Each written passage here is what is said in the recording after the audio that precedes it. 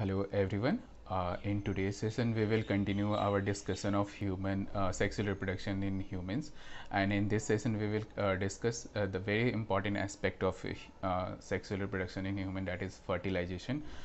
Okay, and after fertilization, we will try to understand the menstrual cycle in human female. Okay, so let's start our topic with the fertilization. Okay, so as you know, in human, the fertilization is internal. Okay, this is internal fertilization. What it means internal, that it means that the fertilization will take place inside the female body. Okay, that means internal surrounding में होगी, तो इसलिए इसे internal कहते हैं. Okay, now I hope कि you know that कि fertilisation होता है क्या है. हमने प्लांट पार्ट में सेक्सुअल रिप्रोडक्शन इन प्लांट में भी फर्टिलाइजेशन डिस्कशन किया था, बट जो फंडामेंटल ऑफ फर्टिलाइजेशन है ना, वो सेम है एवरीवेयर. ठीक है, पार्टिसिपेटिंग ऑर्गेनिज्म के पार्ट्स ऑर्गेन्स के नाम अलग अलग होंगे, बट मोर और लेस जो फंडामेंटल है वो सेम है. ठीक है, तो it is the fusion of male and female gamete. आपको पता है कि मेल अपना मेल गैमेट मेल गैमेट बनाता है और फीमेल गैमेट बनाती है. ह्यूमन के केस में male gamete is a sperm and female gamete ओवा या एग होता है वो.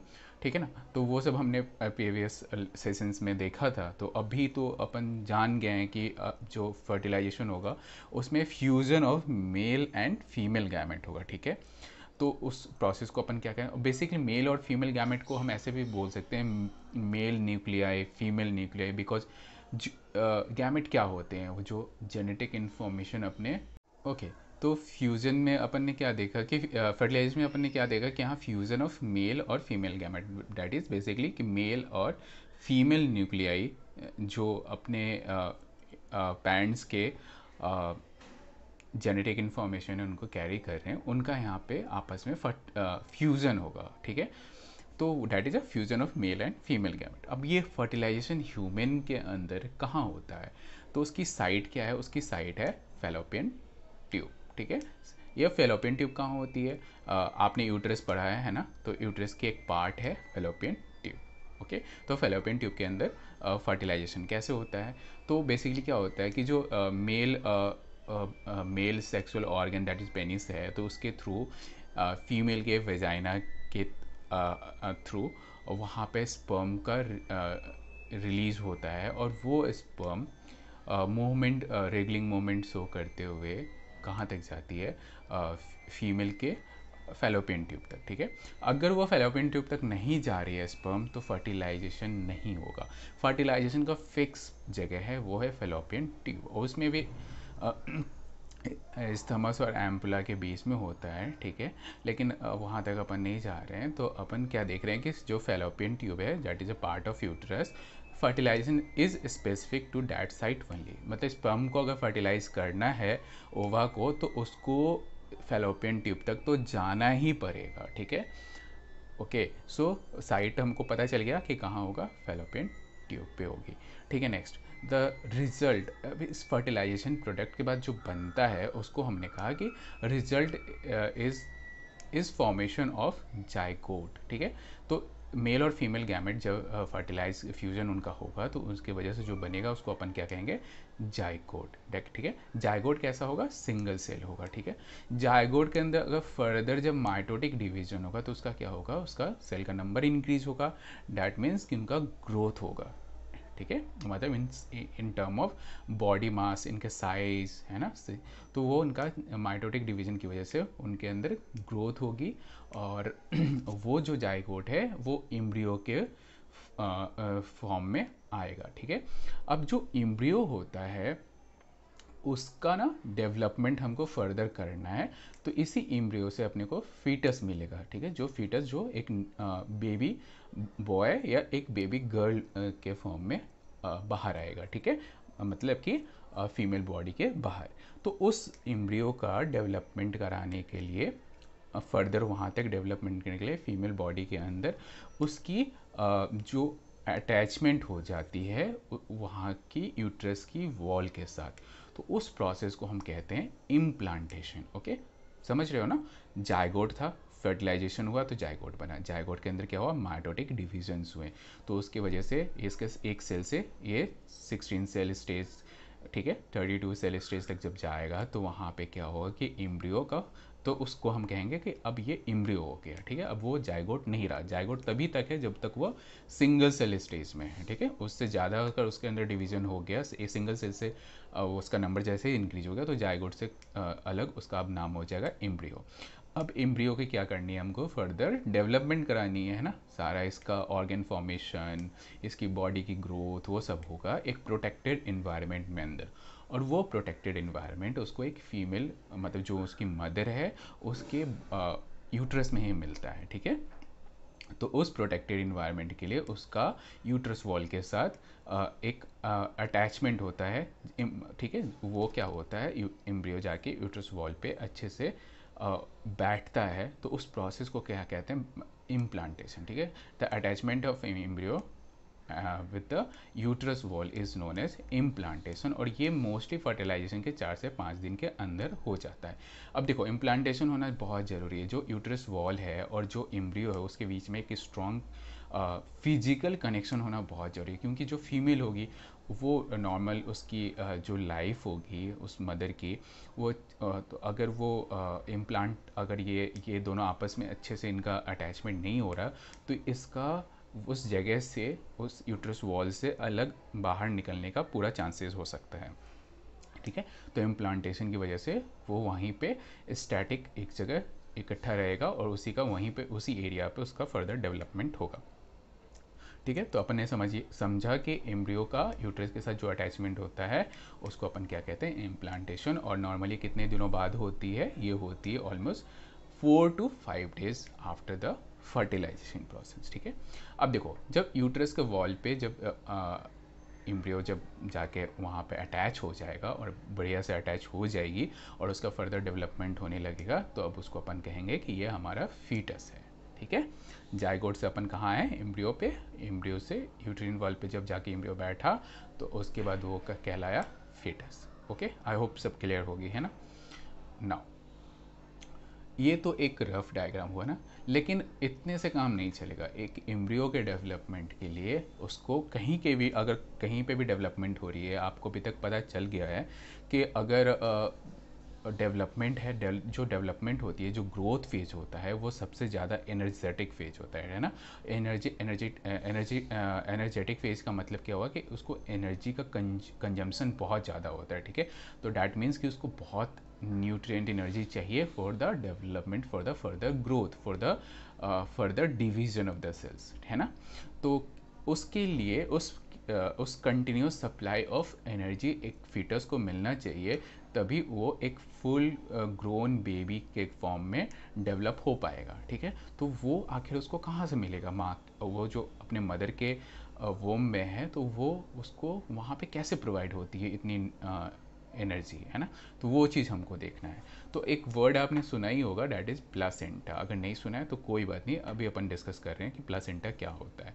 Okay, now placenta, the first point कि जो प्लासेंटा होती है ना, that is a physiological connection between an embryo and यूटेरिन wall of the mother, ठीक है।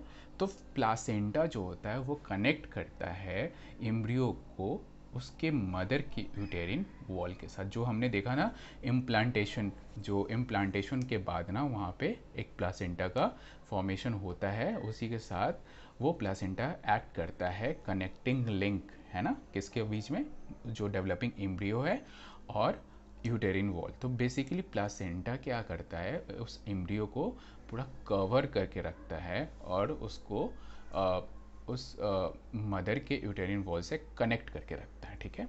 Next point, embryo acts sorry embryo gets in nutrition, ठीक है। Embryo gets nutrition from the mother's blood, ठीक है। देखो एक जो डेवलपिंग फीटस है वो कहाँ है, माँ के यूट्रस में है, ठीक है। तो वो एक्सटर्नल एनवायरनमेंट से वो कट ऑफ है, ठीक है। उसको बाहर से कोई उसका लिंक नहीं है अदर देन माँ की बॉडी यूट्रस के अलावा। तो आखिर उसको डेवलपमेंट के लिए जो भी एनर्जी चाहिए वो ऑब्वियसली कहाँ से मिलेगी, वो उसके माँ के थ्रू ही मिलेगा, है ना। और आप सबको पता है कि blood is a very well known source जो एनर्जी और न्यूट्रिएंट को अपने साथ कैरी करती है। तो ऑब्वियसली जो फीटस है, जो सॉरी एम्ब्रियो है, अब ये उसको फीटस कहना गलत होगा ना, इसीलिए एम्ब्रियो कह रहा हूँ। तो एम्ब्रियो है तो वो मदर्स के ब्लड पे ही डिपेंडेंट है, क्योंकि मदर्स का ब्लड जो है ना वही उसको मिलेगा नरिशमेंट के लिए, वहीं से वो अपनी नरिशमेंट को निकाल लेगा, ठीक है।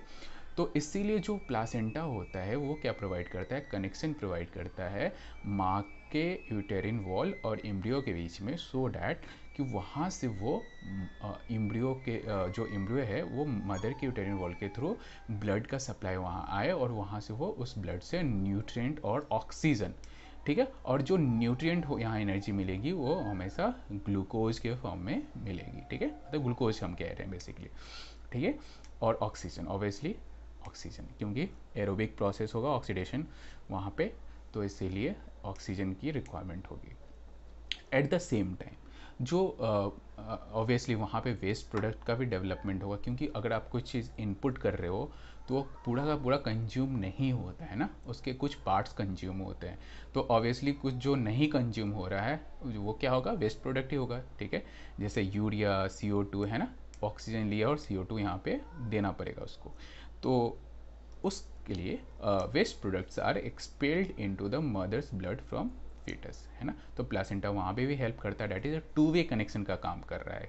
आप अगर देखो टू वे कनेक्शन मतलब एक तरफ तो मदर के ब्लड के थ्रू ये न्यूट्रिएंट और ऑक्सीजन ले रहा है, एट द सेम टाइम जो इसके पास वेस्ट प्रोडक्ट बन रहा है वो जो आउट गोइंग ब्लड है उसके थ्रू वहाँ से दे रहा है ना, वो वहाँ से निकल जा रही है, तो ये टू वे कम्युनिकेशन हो गया, ठीक है। तो प्लासेंटा का कितना इंपॉर्टेंट रोल है आप देख रहे हो ना। तो सबसे पहले याद रखना कि it is a physiological connection, ठीक है। और इस तरह से ये 3 पॉइंट्स हैं। तो और एक पॉइंट बन सकता है, वो बहुत इंपॉर्टेंट होता है और वो होती है अम्बिलिकल कोड, है ना। NCERT में आई थिंक डिस्कशन है ये, है ना। अम्बिलिकल कोड, अम्बिलिकल कोड क्या होता है, तो basically it arises from the embryo's abdomen. Abdomen क्या होता है, कौन सा पार्ट होता है हमारी बॉडी के अंदर, जो हमारे स्टमक एरिया है ना, स्टमक एरिया है, नेवल एरिया है ना, तो वो सारे एब्डोमेन के पार्ट्स में आते हैं। तो अम्बिलिकल कोड क्या करता है, कहाँ से अराइज होता है, सबसे पहले it arises from the embryo's abdomen, okay. क्या काम करता है, it act as a link between embryo and placenta, ठीक है। अभी देखो प्लासेंटा क्या लिंक काम कर रहा था, it act as a connecting link between embryo and the uterine wall, but umbilical cord क्या काम कर रहा है, between the embryo and placenta, ठीक है। कंफ्यूज नहीं होना, दोनों डिफरेंट चीज़ है। नाउ आई होप इतना प्लासेंटा इतना सफिशियंट है ना, इससे ज़्यादा नहीं करना है, मोर देन सफिशियंट है आपके लिए। अभी एक जो 2-3 वर्ड आते हैं, एक वर्ड आती है गेस्टेशन पीरियड। प्रेगनेंसी तो वर्ड आप समझते हो, what do you mean by pregnancy, ठीक है, बताना मुझे कि आप प्रेगनेंसी का क्या मतलब आप समझते हो, ठीक है। नेक्स्ट गेस्टेशन पीरियड क्या होता है, हो सकता है आपको पता हो, तो ना भी पता हो तो समझना। गेस्टेशन पीरियड बेसिकली क्या है कि एक फीटस जिस दिन से फर्टिलाइजेशन जिस दिन से जो जायगोट जिस टाइम पे फर्टिलाइज हुआ है ना, उस टाइम से लेके उस फीटस का फुल डेवलपमेंट और उसका डिलीवरी हो के बाहर आने तक का जो पीरियड है मदर के अंदर, मदर के यूट्रस के अंदर, तो वो पूरा टाइम पीरियड कितना होता है उसको हम क्या कहते हैं, गेस्टेशन पीरियड। यानी कि जो फीटस बनने का पहले दिन से लेके उसके इंटायर डेवलपमेंट तक का पूरा जो टाइम पीरियड होगा उसको हम कहेंगे गेस्टेशन पीरियड, और वो कितने दिनों का होता है, ठीक है। तो नॉर्मली आप सब जानते हो, कहते हैं ना 9 मंथ्स की प्रेगनेंसी इन ह्यूमन फीमेल में अंदर, पर ये 9 मंथ कोई फिक्स तो नहीं है ना, ये individual to individual, person to person vary करती है ना। किसी की 9 मंथ से ज़्यादा भी होती है, किसी की 8 मंथ भी समथिंग होती है, किसी की 8 to 9 मंथ में भी होता है ना, तो वो एक एवरेज हमने 9 मंथ मान लिया है, but that is not a fix number, okay, वो चेंज होता रहता है। यानी कि अगर मंथ की बात करें तो 9th मंथ का ह्यूमन के अंदर गेस्टेशन पीरियड होगा, वीक्स में 40 वीक्स और 280 डेज। मोस्टली आपको 9 मंथ का ही, मंथ के हिसाब से अपन पूछेंगे, तो आप ये फिगर याद रखना, ठीक है। दूसरा पॉइंट तो अभी अपन ने डिस्कस कर ही लिया, that is a period of foetus development gestation. Pregnancy भी सिनोनिम्स गेस्टेशन पीरियड के बराबर ही हो जाता है, ठीक है। ओके, ना यहाँ तक क्या हुआ, हमारा फीटस डेवलपमेंट वाला पार्ट ख़त्म हो गया। एक टॉपिक जो रह गई है, वो रह नहीं गई है, वो अलग से दे रखी है डिस्कशन में, बहुत एक पैराग्राफ का डिस्कशन है एनसीईआरटी के अंदर, तो थोड़ा सा उसे भी अपन देख लेते हैं। बहुत इंपॉर्टेंट है फीमेल रिप्रोडक्शन के अंदर, डैट इज़ मेंस्ट्रुअल साइकिल, है ना। ओके, देखो मेंस्ट्रुअल साइकिल का ये जो बहुत ही कॉन्सेप्चुअल है, बहुत ही इजी कॉन्सेप्ट है, बहुत ही टफ नहीं है, तो थोड़ा सा इस पर थोड़ा फोकस रख के समझना, ठीक है। बेसिक चीज़ें मैं पहले कर देता हूँ, फिर बाद में मैं कॉन्सेप्ट पे आऊँगा। Okay, now first menstrual cycle, obviously हमारा चैप्टर कौन सा चल रहा है, सेक्सुअल रिप्रोडक्शन, तो सेक्सुअल साइकिल है ये फीमेल के अंदर, ठीक है, पहला। दूसरा अप्रॉक्स ये 28 डेज का साइकिल क्या होती है, आप जहाँ से स्टार्ट कर रहे हो वापस वहीं पे आ जाओ, डैट इज़ वन साइकिल, है ना। जैसे सर्कल, आप जहाँ से स्टार्ट करते हो वापस वहीं आते हो, that is one circle. Likewise जो साइकिल होती है, मतलब कि वो रिपीट करनी चाहिए, है ना। तो हमने ये माना है कि ये 28 डेज की एक साइकिल हुई, मतलब कि जहाँ से हमने जिस दिन फर्स्ट डे अगर स्टार्ट किया तो उस पॉइंट पे आने तक वापस हमें 28 डेज चले जाएंगे, है ना, तो वो एक साइकिल हुआ, ठीक है।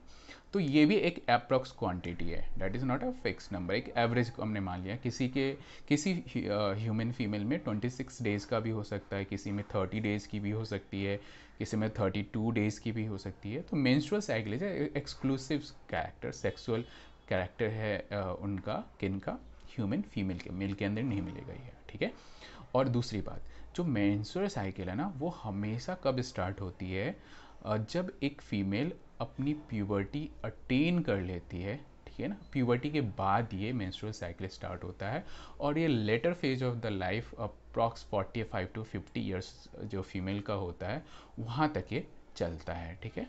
तो जो जो जो एक गर्ल है जो अभी प्यूबर्टी में उसने प्यूबर्टी अटेन की है, मान लो वो 12 ईयर्स की है, तो जिस टाइम उसका फर्स्ट मेंस्ट्रुअल साइकिल आएगा, तो उस टाइम को हम कहेंगे कि मिनार्क, एम आगे आएगी ये वर्ड, ठीक है, अभी टेंशन मत लेना, मिनार्क। और जब वो 45 to 55, ये एक रेंज है ना, इस बीच में कभी भी जब उनकी स्टॉप हो जाएगी उस गर्ल की, तो उसको कहेंगे हम मीनोपॉज। पॉज मतलब तो आप समझ जाते हो, रुकना, है ना। Okay, now coming back to our topic, कि मेंस्ट्रुअल साइकिल का फर्स्ट हमने क्या कहा कि it is a sexual cycle that is found in the human female. Next one, it is a approx 28 days का साइकिल है, यानी कि 29 डेज वो वापस से ये फर्स्ट डे की तरह बिहेव करेगा, ठीक है। नेक्स्ट, अब इसमें होता क्या है, ये पॉइंट ना थोड़ा इम्पॉर्टेंट है और इसको बहुत ध्यान से समझने की ज़रूरत है, ठीक है। तो पहले तो जो राइटिंग फॉर्म है उसको पढ़ लेते हैं अपन, फिर मैं इसको थोड़ा डिटेल में समझाऊंगा आपको। तो क्या होता है कि it is a breaking of a endometrium, है ना। इंडोमेट्रियम क्या होती है, मायोमेट्रियम, इंडोमेट्रियम, ऐसे वर्ड्स अगर नहीं सुने हो तो अभी क्लियर हो जाएगा, ठीक है। तो breaking of endometrium causing bleeding, ठीक है, मतलब कि एंडोमेट्रियम ब्रेक होता है तो उसकी वजह से ब्लीडिंग होती है, ठीक है। अब उस ब्लीडिंग, वो जो ब्लीडिंग हो रही है, it needs to be flush out of the body, female body. अगर ये बॉडी के अंदर रह जाएगा तो ये इन्फेक्शन क्रिएट कर सकता है और ये फैटल हो सकता है, लाइफ थ्रेटनिंग भी हो सकती है, ठीक है। तो अपन क्या कर, तो बॉडी का जो नेचुरल प्रोसेस है वो क्या करेगा, ऐसी कोई भी चीज़ को अपने अंदर नहीं रखना चाहेगा जो उसको प्रॉब्लमेटिक क्रिएट बने आगे जाके। तो दैट ब्लीडिंग पार्ट, जो ब्लीडिंग हो रही है, उसको ना बॉडी क्या करेगी, फ्लश आउट करेगी, ठीक है। और कौन से पैसेज के थ्रू, थ्रू वजाइना, ठीक है। तो breaking of endometrium and causing bleeding, ठीक है, और वो comes out through vagina is known as menstruation, ठीक है। तो मेंस्ट्रुएशन क्या है, तो उसके लिए ये अपने को लाइन समझ ये लिखनी होगी, ठीक है। That is the definition part. Okay, now अब इसको थोड़ा समझते हैं क्या होता है। देखो बेसिकली क्या है कि जो मेंस्ट्रुअल साइकिल है ना, ये मंथली साइकिल है, ठीक है। ऑलमोस्ट हमारे कैलेंडर में 30 डेज़ का 31 डेज़ का कैलेंडर होता है, अगर फेब मंथ को आप छोड़ दो तो बेसिकली अगर उसमें एक महीने में एक बार ये मेंस्ट्रुअल साइकिल हो रही है, 28 डेज़ की है ना, अगर हम रेफरेंस पॉइंट अप्रॉक्स लेके चलते हैं तो बेसिकली क्या होता है कि मेंस्ट्रुअल क्या होती है कि जो फीमेल एग है ना, वो हर हर मंथ रिलीज़ होती है, कहाँ से, ओवरी से, ठीक है। ओवरी हर मंथ, एवरी मंथ एक एग को रिलीज़ करती है।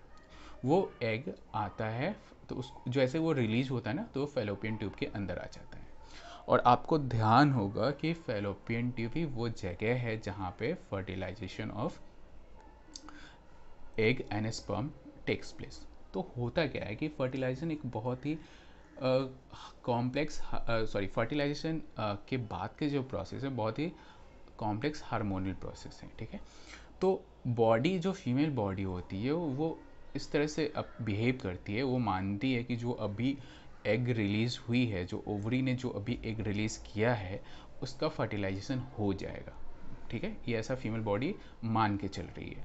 तो वो क्या करती है कि अब अपने आप को वो तैयार करती है, दैट कि अगर फर्टिलाइजेशन हो रहा है तो हमारे पास क्या होना चाहिए, उसके लिए एम्पल तैयारी होनी चाहिए, प्रिपरेशन होनी चाहिए कि उस फर्टिलाइजेशन को हम फर्दर डेवलप फीटस में कर सकें, ठीक है। तो बहुत ही कॉम्प्लेक्स प्रोसेस। तो उसमें क्या होता है कि यूट्रस, आपको भी बताया था कि यूटरिन वॉल जो है, उस पर जो फर्टिलाइज्ड जाइगोट है, ठीक है, जो जाइगोट बना फर्टिलाइजेशन के बाद, वो जाके वहाँ इम्प्लांट हो जाता है, बैठ जाता है ना। तो वहाँ पे उसका डेवलपमेंट होता है। तो यूट्रस को क्या लगता है कि अभी ओवरी ने एक एग को, एक ओवा को रिलीज़ करा है, तो इस ओवा का ज़रूर फर्टिलाइजेशन हो जाएगा। तो वो क्या करती है, अपने आप को प्रिपेयर करती है, ठीक है। अब प्रिपेयर करने का मतलब क्या हुआ कि उसको पता है कि जो अभी आएगा जायगोट, अगर फर्टिलाइजेशन के बाद जायगोट जो बनेगा, उसके अंदर क्या होगा, उसको बहुत एनर्जी चाहिए होगा, है ना, उसका डेवलपमेंट के लिए। तो क्या करते हैं, यूट्रस के वॉल पे बहुत सारे जो इंडोमेट्रियम के लाइनिंग होता है, मायोमेट्रियम, एंडोमेट्रियम, ऐसे उसके लेयर्स होते हैं। अभी इतना ही समझना, एंडोमेट्रियम। तो अगर ये भी नहीं समझ सकते हो तो समझो कि वो lining of the uterus wall, ठीक है। अगर इंडोमेट्रियम अगर प्रॉब्लम आ रही है तो वो क्या होता है, वो अपने आप को डेवलप करता है। वहाँ ब्लड का बस देखो, जैसे मैंने बोला कि डेवलपमेंट के लिए क्या चाहिए, उसको न्यूट्रिशन चाहिए, और न्यूट्रिशन कैसे मिलेगा, मदर के ब्लड से मिलेगा। तो वो क्या करेगा, यूटेरिन वॉल अपने पास ना ब्लड का सप्लाई बढ़ा देगा, ठीक है। तो वो जो पूरा एरिया है ना, बहुत ज़्यादा स्पंजी और सॉफ्ट होता है, ताकि जो स्मूथ मसल्स कर्वी वहाँ पे अच्छा ग्रोथ हो जाता है। फिर वहाँ पे जो ब्लड का सप्लाई है बहुत ही एम्पल और प्रॉपर होता है। तो वो क्या करता है कि वो एरिया ना थोड़ा नॉर्मल कंडीशन से अलग, थोड़ा थिक हो जाता है, ठीक है, इन सब रीजन्स की वजह से। कौन सी area, wall of the uterus, ठीक है। कि उसको तो पता है कि ये जो ओवा रिलीज़ हुई है, इसका क्या होने वाला है, फर्टिलाइजेशन होने वाला है। तो हमको भाई प्रिपरेशन करके रखना होगा, ठीक है। अब इसको मैं अगर तुमको जनरल लैंग्वेज में समझाऊँ, कि पता चला सुबह आपको कॉल आता है मॉर्निंग में 9 o'clock कि हाँ ठीक है, आपके यहाँ कुछ इंपॉर्टेंट गेस्ट आ रहे हैं, ठीक है। तो आप क्या करते हो, उन्होंने कहा कि हम 3 o'clock आ जाएंगे या 5 o'clock आएंगे। तो आप क्या करते हो, पूरे घर को अच्छे से वेल अरेंज करते हो ना। आप नहीं करते हो, आपके फैमिली मेम्बर्स करते होंगे, है ना। वो क्या करते हैं, सब कुछ नया कर देते हैं, जो अगर धुला हुआ नहीं है तो सब कुछ को अच्छे से वॉश करके उसको यूज़ करते हैं। टेबल क्लॉथ हो, टॉवल हो, बेड सीट हो, सोफ़ा कवर हो, है ना। तो आप क्या उम्मीद करते हो कि हाँ वो 5 बजे वो आने वाले हैं, तो उसके हिसाब से आप सारा प्रिपरेशन करते हो अपने घर में, खाना अच्छे अच्छे डिशेस कुक करते हो, ठीक है। उसके बाद पता चला आप वेट कर रहे हो कि वो आ रहे हैं, तो आपने क्या किया, बैक हैंड में आपने इतना कुछ कर लिया कि अगर गेस्ट आए वो, तो उनको कोई दिक्कत ना हो, आप वेल प्रेजेंटेबल आपका घर दिखे, वेल प्रेजेंटेबल आपका खाना हो, अच्छा से सब कुछ वेल मैनेज्ड हो, है ना। तो ये सब प्रिपरेशन फेज हुआ, ठीक है। लाइक यूट्रस का जो वॉल है वो भी खुद को ऐसे प्रिपेयर करता है कि हाँ ये रिप्रोडक्शन फर्टिलाइजेशन होगी, और जो जाइगोट होगा उसको हमको इम्प्लांट करना है हमारे यूट्रस वॉल पे। तो उस तरह से वहाँ पे सारा डेवलपमेंट हो गया। तो ओव्यूलेशन के बाद 4 दिन तक, 4 से 6 दिन, मोस्ट केस में 8 डेज तक भी होता है, तो वो क्या करते हैं कि सपोज हमने 5 to 6 डेज तक वो इंतज़ार करते हैं, ठीक है, कि ये चीज़ें हो जाए। पर जब अगर नहीं होता है, मतलब क्या, कि जो एग रिलीज़ हुआ और वो जब यूट्रस में है फेलोपियन ट्यूब के अंदर, वहाँ पे कोई स्पर्म नहीं आया, तो ऑब्वियसली उसका वहाँ पे फर्टिलाइजेशन नहीं हुआ। तो यूट्रस ने जितना कुछ ये, और वो जो एग रिलीज़ हुई है अभी, वो भी उसका भी कोई यूज़ नहीं हुआ, क्योंकि कुछ दिन के बाद उसकी जो फंक्शनैलिटी है वो ख़त्म हो जाएगी, है ना। तो उसको भी बॉडी क्या चाहेगा कि इसको हम अपनी जो फीमेल मदर हैं उनकी बॉडी से वो बाहर फ्लश आउट हो जाए, ठीक है, क्योंकि हमको कुछ भी ऐसा चीज़ रखना नहीं है बॉडी के अंदर जो आगे जाके हमको इन्फेक्शियस या प्रॉब्लमेटिक बने, डिजीज़ क्रिएट करे। तो 3-4 दिन के बाद अगर जो चीज़, अगर स्पर्म नहीं आता है उस पीरियड में, तो क्या होता है कि वो जितनी तैयारियां हैं वो सब ख़त्म हो जाती हैं। तो उनको सबको अब क्या होगा कि जो ये लाइनिंग जो इतनी सॉलिन हो गई थी, है ना, वहाँ ब्लड सप्लाई इतना आ गया था, तो अब उसका क्या यूज़ है, कोई यूज़ नहीं है। तो वो जो लाइनिंग थी वो इंडोमेट्रियम की लाइनिंग होती है यूटेरिन वॉल में। तो वो लाइनिंग अब क्या करेगी कि अब तो यूज़ है नहीं भाई, तो क्या करना है, तो वो क्या करेगी, इट विल ब्रेक इटसेल्फ, ठीक है। वो ब्रेक होगा, हार्मोनल प्रोसेस के थ्रू होता है, और वो खुद से ब्रेक होके फ्रैगमेंट्स में विथ डैट ओवा वो बाहर फ्लश आउट होगी थ्रू वजाइना। और वो जो बाहर आने का, जो पूरा बाहर तक आने का, वो ब्लीडिंग होता है, ठीक है। तो वो जो ब्लीडिंग होता है, तो जो ब्लड होता है ना, वो बहुत कभी फ्लूइड होगा, फ्लूइडिक कंसिस्टेंसी होगी, कभी उसकी लंप्स हल्के से छोटे छोटे से होंगे, तो वो सारे इंडोमेट्रियम के पार्ट या ओवा का पार्ट होगा, ठीक है। तो ये हमने देखा कि मेंस्ट्रुएशन में क्या होता है, ठीक है। आपके एनसीईआरटी में ऐसा लिखा हुआ कि it last for 2 to 8 days, ठीक है, 2 से 8 दिनों तक होता है। अब अपन एनसीईआरटी फॉलो कर रहे हैं, अपने को सीबीएसई के अंदर ये अपेयर होना है, तो अपन यही डाटा को लेके चलेंगे, ठीक है। तो ऐसा 2 दिन से 8 दिन डिपेंडिंग अपॉन इंडिविजुअल, ये ब्लीडिंग या जो मेंस्ट्रुएशन फेज है, डैट इज़ द ब्लीडिंग वाला जो फेज है, जहाँ ये फ्लश आउट होता है, वो 2 से 8 दिन तक चल सकता है। मोस्टली 4 से 5 दिन का रहता है, ठीक है, पर ये ऊपर नीचे हो सकता है बहुत ईजिली, है ना। तो हमने क्या देखा, हमने मेंस्ट्रुएशन देखा, समझ में आ गया होगा आई होप। और नहीं ये वाला पार्ट आया तो वापस से बैक जाके 5 मिनट्स पीछे करके आप वापस से इसको सुनना, और आई होप ये क्लियर हो जाएगा, है ना। तो breaking of endometrium, that is menstruation, और ये कितने दिन होता है, it last for 2 to 8 days, ठीक है। नाउ जैसे मैंने बोला था कि एक वर्ड होता है menarche. Menarche is the first menstruation in a girl. कब हुआ था फर्स्ट मेंस्ट्रुएशन, जब स्टार्ट होता है कब, जब गर्ल प्यूबर्टी एज में जाती है, तब पहला मेंस्ट्रुएशन होता है। और उसको हम उस प्रोसेस, उस कंडीशन को क्या कहते हैं, जब फर्स्ट से स्टार्ट होता है, दैट इज मेनार्क, ठीक है। Stopping of menstruation is menopause, ठीक है, और जो कि 40 to 45 ईयर्स का है, ठीक है, एक ह्यूमन फीमेल के अंदर। ओके, सो आई होप कि मेंस्ट्रुएशन साइकिल आपको क्लियर हो गई होगी, ज़्यादा कुछ इसमें टफ नहीं है। वैसे मेंस्ट्रुएशन साइकिल में सिर्फ यहाँ पे डिस्कशन मेंस्ट्रुएशन का ही है, बट हायर अब 12 नहीं 11th में शायद आई थिंक रिप्रोडक्शन है, तो वहाँ पे फिर आपको फिर डिटेल में थोड़ा और इसके और भी फेजेस हैं, तो वो सब और हार्मोनल चेंजेस जो होते हैं वो देखना है। पर अभी अपना डिस्कशन बहुत ही लिमिटेड है मेंस्ट्रुएशन के रिगार्डिंग, तो अपन यहीं तक रखते हैं, और ये यहीं तक अपन आज का सेशन रखते हैं। नेक्स्ट सेशन में अपन क्या करेंगे, डिस्कस करेंगे रिप्रोडक्टिव हेल्थ को। Okay, so thank you so much.